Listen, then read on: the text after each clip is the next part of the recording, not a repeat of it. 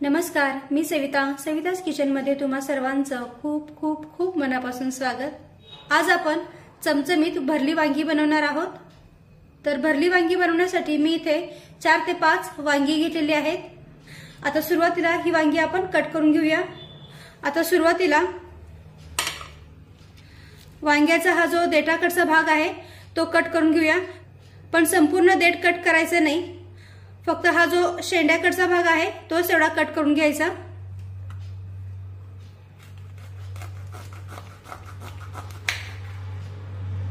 आणि वांग्याला ही जी काटे आहेत ते काटे सुद्धा काढून टाकूया। खूप काटे आहेत वांग्यांना। आणि आता हे वांग असं मधून उभं कट करून घेऊया।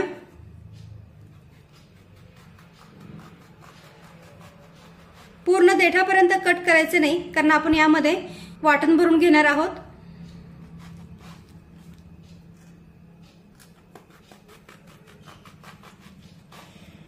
आणि प्रत्येक वेळेला वांग कट करून घेतल्यानंतर वांग आतून तपासून बघायचं, कारण बऱ्याच वेळेला काय होतं, वांग्यांमध्ये कीड असू शकते। तर हे आपलं वांग आतून एकदम स्वच्छ आहे। आता हे कट केलेलं वांग आपण मिठाच्या पाण्यात टाकूया, जेणेकरून ते काळं पडणार नाही। आणि आता अशाच पद्धतीने बाकीची सर्व वांगी मी कट करून घेते।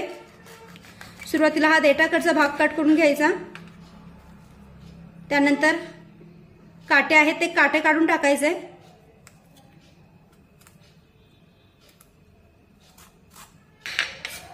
आणि त्यानंतर असं मधून उभं चिरून घ्यायचं।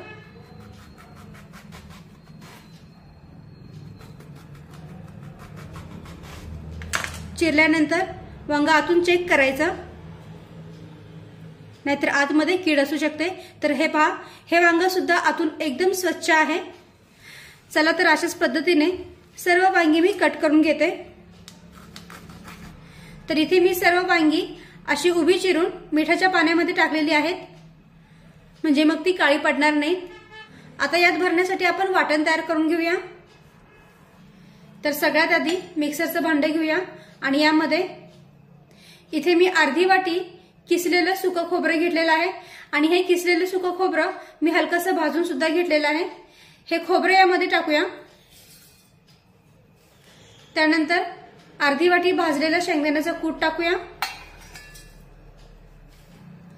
1 चमचा धना पावडर टाकूया। 1 चमचा जिरा पावडर।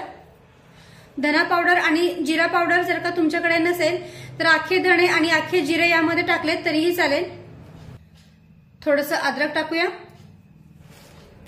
आणि 10 ते 12 लसूण पाकळ्या आणि देठासकट कोथिंबीर टाकूया। आणि आता हे सर्व मिक्सरमध्ये पाणी न टाकता बारीक करून घेऊया। तर हे पहा, इथे मी सर्व साहित्य मिक्सरमध्ये छान असं बारीक करून घेतलेलं आहे।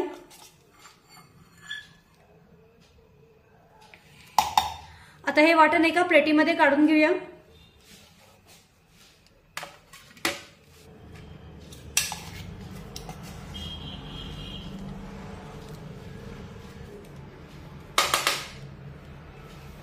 आता या मसाल्यामध्ये अर्धा चमचा हळद टाकूया। 1 चमचा लाल मिरची पावडर, 1 चमचा गरम मसाला पावडर। त्यानंतर वर्षभरातल्या साठवणीतला मसाला टाकूया 1.5 चमचा। तर हे मसाले तुम्ही तुमच्या आवडीनुसार कमी जास्त करू शकता। त्यानंतर चवीनुसार मीठ टाकूया। आणि आता हे सर्व साहित्य व्यवस्थित मिक्स करून घेऊया। छान तिखट चमचमीत हे भरलं वांग बनवून तयार होतं। चवीला पण खूप छान लागतं। तर सर्व साहित्य मी इथे व्यवस्थित मिक्स करून घेतलेले आहे। आता ही कट केलेली वांगी घेऊया आणि त्यामध्ये हा मसाला भरून घेऊया। हलक्या हाताने पण थोडंसं दाबून दाबून हा मसाला भरून घ्यायचा, म्हणजे हे भरलं वांग चवीला एकदम मस्त लागतं।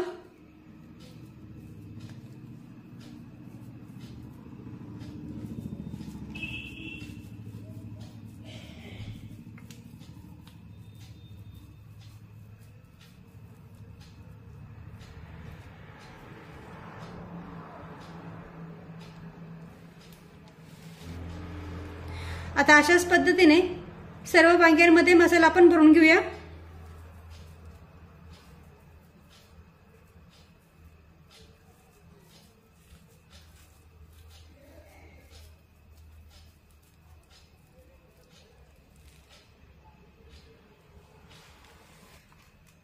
तर पहा, सर्व वांग्यांमध्ये हे वाटण मी अशा पद्धतीने भरून घेतलेलं आहे आणि एवढं वाटण शिल्लक राहिलेलं आहे। त्यानंतर गॅसवर मी कढई गरम करायला ठेवलेली आहे। आता कढई आपली हलकीशी गरम झाले, त्यामध्ये 3 चमचे तेल टाकूया।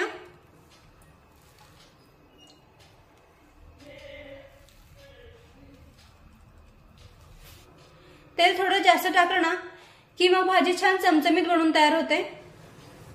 आता तेल आपलं हलकसं गरम झालेलं आहे।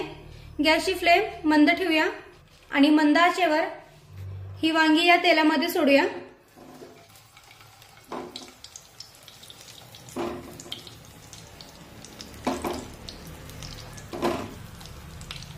आणि 2 मिनिटे या वांग्यांना हलके डाग पडेपर्यंत ही वांगी आपण परतून घेऊया। गॅसची फ्लेम इथे मध्यम ठेवलेली आहे आणि मध्यम आचेवर ही वांगी आपण परतून घेऊया।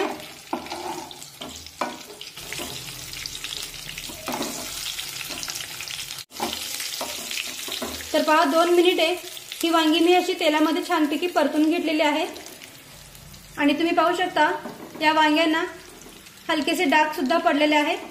आता यामध्ये हा जो मसाला शिल्लक राहिलेला आहे तो यामध्ये टाकूया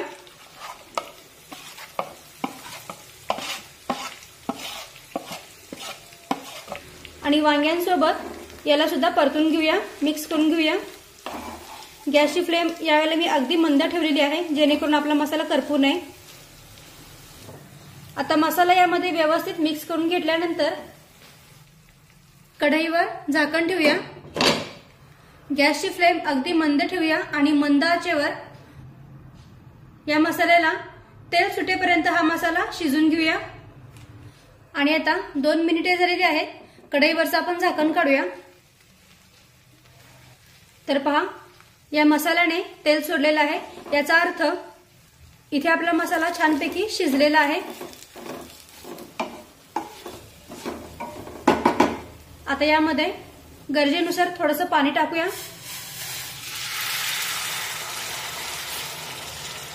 आणि हे पाणी मी गरम करून घेतलेलं आहे।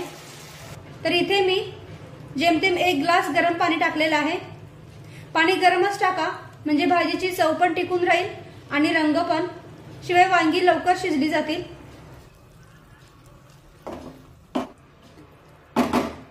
आता कढईवर झाकण ठेवूया आणि मध्यम आचेवर ही वांगी शिजून घेऊया। फक्त मधल्या वेळेत वांगी थोडीशी खालीवर करून घ्यायची जेणेकरून ती सगळीकडून एकसारखी शिजली जातील। आणि आता एकूण 10 ते 12 मिनिटे झालेली आहेत। कढईवरचं आपण झाकण काढूया। तर पहा, इथे आपलं वांग छानपैकी शिजलेलं आहे। हे पहा, देठाकडचा भाग सुद्धा अगदी व्यवस्थित शिजलेला आहे आणि भाजीला रंग पण सुरेख आलेला आहे, तुम्ही पाहू शकता। आणि जर का तुम्हाला रस्सा भाजी हवी असेल तर तुम्ही याच वेळेला यामध्ये पाणी वाढवू शकता, पण पाणी हे गरमच घ्या जेणेकरून भाजीचा रंग टिकून राहतो आणि चव सुद्धा। तर पहा, इथे आपलं भरलं वांग बनवून तयार झालेलं आहे। मस्त तिखट आणि चमचमीत ही भाजी बनवून तयार झाली। काढून घेऊया।